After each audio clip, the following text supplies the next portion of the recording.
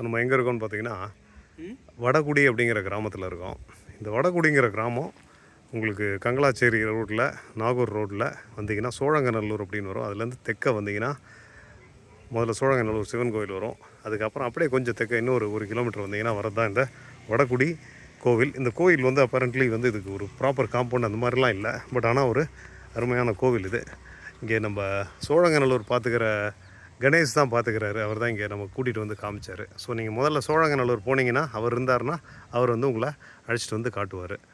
இப்போ இந்த கோயில் வந்து மேற்கு பார்த்த ஒரு சிவாலயம். இது வந்து சௌந்தர்ய நாயகி சமேத அகஸ்தீஸ்வர சுவாமி கோயில் இது. இது இருக்கிற கிராமத்துக்கு பேர் வடகுடி.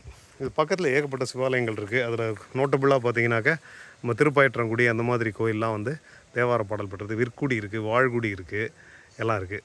ஸோ இந்த கோயிலில் வேறு கோஷ்டங்கள் இதெல்லாம் வந்து சிலதெல்லாம் உள்ளே இருக்குது. முருகர், பிள்ளையார், அப்புறம் வந்து தட்சிணாமூர்த்தி அதெல்லாம் உள்ளே வச்சுருக்காங்க.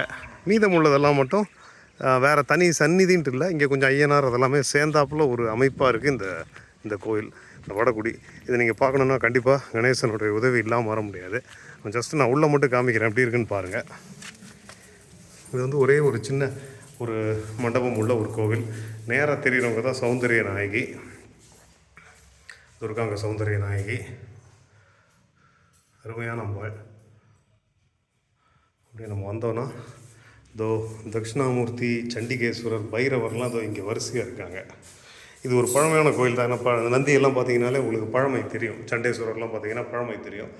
முருகன்வள்ளி தெய்வானை இதோ நேராக இருக்கார். மூலவர் சுவாமி அகஸ்தீஸ்வரர் இருக்கார். இங்கே உங்களுக்கு பிரமாதமான ஒரு காட்சி இது.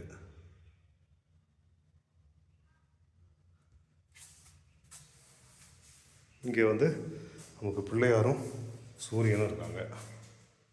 ஓகே, ஸோ கணேசன் உங்கள் கோயிலுக்குள்ளேயே ஒரு கிணறும் இருக்குது. அதுவுமே இங்கேயே இருக்குது, இந்த ரூம்குள்ளேயே இருக்குது. ஒரு மாதிரி இதுலேருந்து தான் பண்ணுறீங்க, இதுலேருந்து பண்ணுறோம் அப்படிங்கிறாரு. ஸோ இந்த மாதிரி ஒரு அருமையான கோயிலை வந்து நீங்கள் பார்க்கணுன்னா கணேசன் போன்ற உதவி இல்லாமல் நீங்கள் வந்து பார்க்க முடியாது. ஸோ அதனால் முதல்ல போனீங்கன்னா சோழங்கநல்லூர் போயிட்டு கணேசனை பிடிங்க. அவர் கூடயே அந்த கோயிலையும் பார்த்துட்டு நீங்கள் அப்படியே வந்து வடகுடியும் பார்த்துடலாம். பக்கத்தில் லைக் திருப்பாயற்றங்குடி எல்லாம் வந்து பாடல் பெற்ற தலைமை இருக்குது. நீங்கள் வந்து பார்க்கலாம். உங்களை நான் இன்னொரு வீடியோவில் பார்க்குறேன். நன்றி.